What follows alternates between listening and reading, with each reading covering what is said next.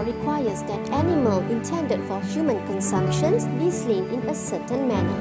So what are the guidelines to halal slaughtering? Find out more about how halal slaughtering is conducted with Halal Hub Division, Jabatan Kemajuan Islam Malaysia, JAKIM.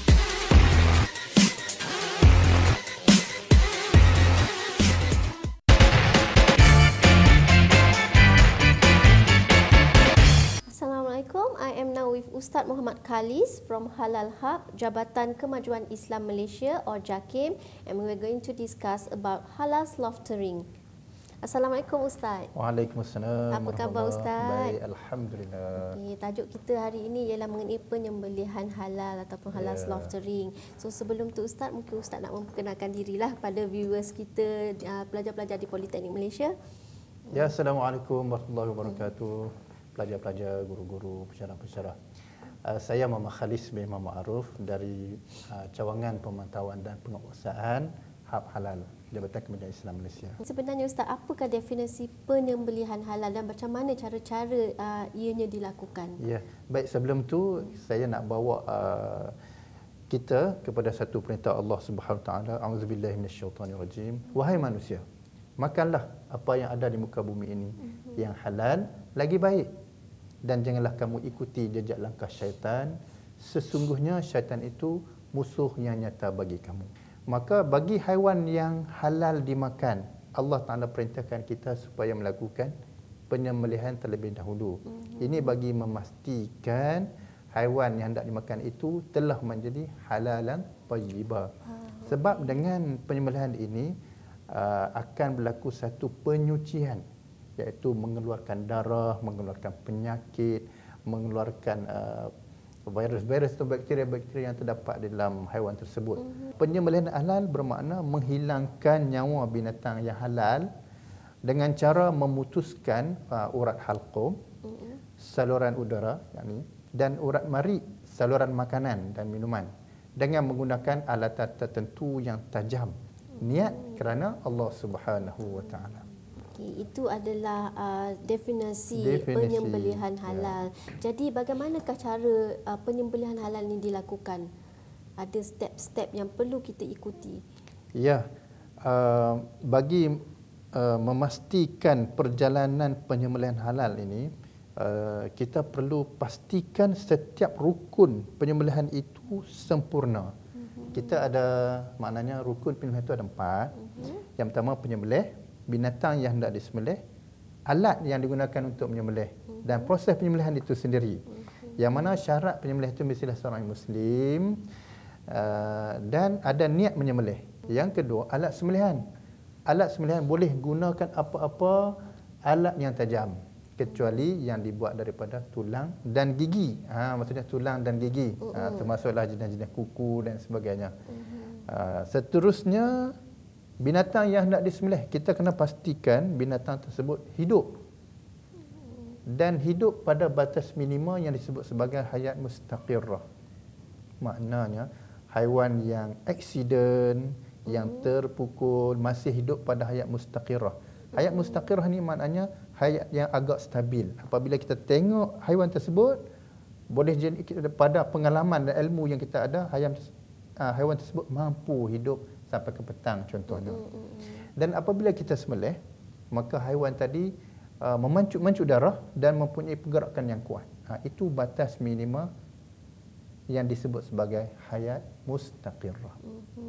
Ada nyawa yang agak stabil. Sembelih hendaklah di leher. Di leher, di hadapan leher. Dan di bawah biji juzah ataupun biji halqum. Dengan memutuskan saluran makanan, saluran pernafasan. Itu urat yang wajib kita putuskan secara sempurna. Dan disunatkan juga memutuskan saluran darah. Ada hukum-hukum yang terlibat di sini. Jika ditinggalkan sebahagian daripada halqum atau marik tadi, pernafasan atau saluran makanan tadi, ada yang belum putus. Dan kemudian haiwan itu mati, maka ia dikira sebagai bangkai. Kerana saluran yang wajib diputuskan itu tidak sempurna putus. Begitu juga jika telah berhenti gerak binatang tadi. Yakni halqum tadi, ada sebahagian halqum ataupun sebahagian saluran makanan belum putus. Haiwan tadi berhenti gerak tapi masih hidup. Berhenti gerak, yakni pada hayat mazbuha, hayat yang dikatakan nyawa-nyawa ikan. Kemudian penyembelih menyambung sembelihan tadi. Tak boleh macam tu, Ustaz. Tak boleh macam tu. Itu dah dikira sebagai sembelihan kali kedua. Jika berlaku semasa penyembelihan pisau terjatuh ataupun pisau terangkat disebabkan pergerakan haiwan terlalu kuat, ataupun pisau patah, ini biasa berlaku. Patah kuat betul. Boleh jadi patah, ataupun mata pisau terkalih.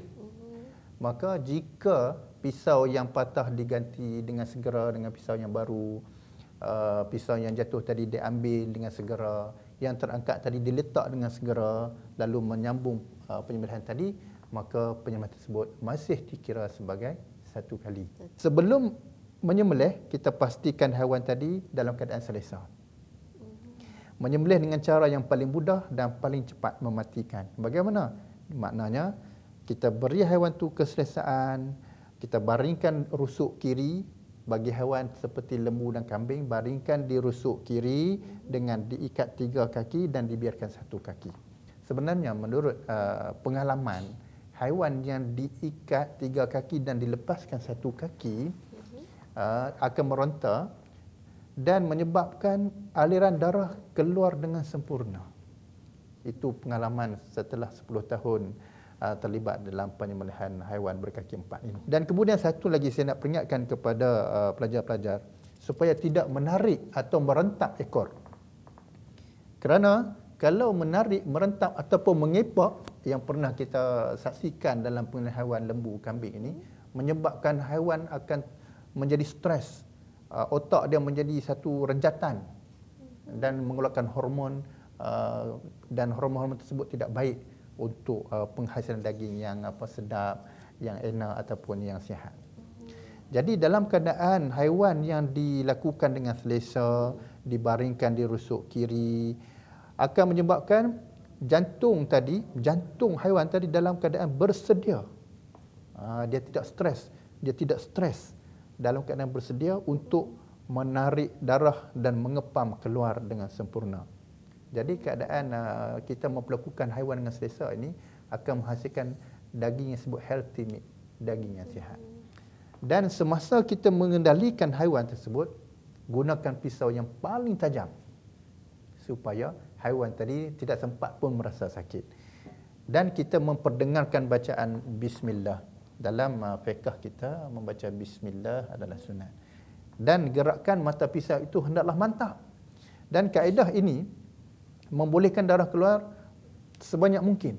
Haiwan yang berleher panjang seperti unta sunat disembelih di pangkal leher yang bawah, iaitu labah. Jangan potong saraf tunjang. Saraf tunjang di belakang ni yang sambung ke otak. Jika saraf tunjang terputus, fiber saraf ke jantung akan rosak, menyebabkan jantung terhenti. Jantung tidak dapat mengepam, berfungsi dengan baik dan akan menyebabkan darah terkumpul di dalam daging. Dan di samping itu, alat-alat yang digunakan dalam proses penyembelihan hendaklah dipastikan bersih. Pisau yang digunakan tu bersih daripada najis, bersih daripada bebas daripada racun. Contoh, sebab kita bimbang haiwan ni mati disebabkan racun ataupun disebabkan penyembelihan halal. Ini yang menjadi satu keraguan. Begitu juga contoh dalam penyembelihan halal, penyembelihan ayam dalam jumlah yang banyak. Elakkan dari melonggokkan ayam dalam bekas yang kecil. Dibimbangi ayam lemas dan mati bukan kerana sembelihan. Ustaz, ada tak JAKIM mengadakan kursus-kursus penyembelihan halal ni kepada orang-orang awam di luar sana yang berminat?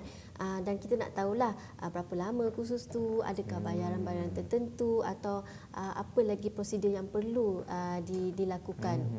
Baik, sebenarnya kursus bagi penyembelihan halal ni dikendalikan secara aktif oleh Jabatan Agama Islam Negeri.